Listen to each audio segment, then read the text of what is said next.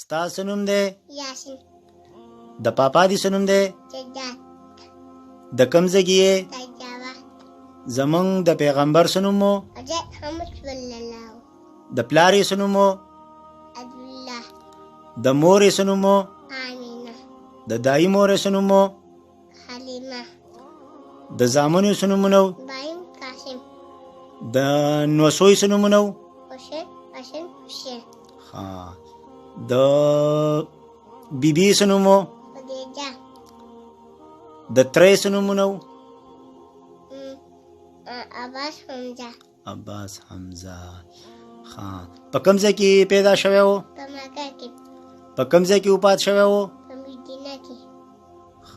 کوم کتاب ول راغلی و؟ قرآن شریف. قرآن شریف. دوا ووایا. اللهم بك اموت واحيا. واحيا. ماشاءالله. دا ول ستا انعام.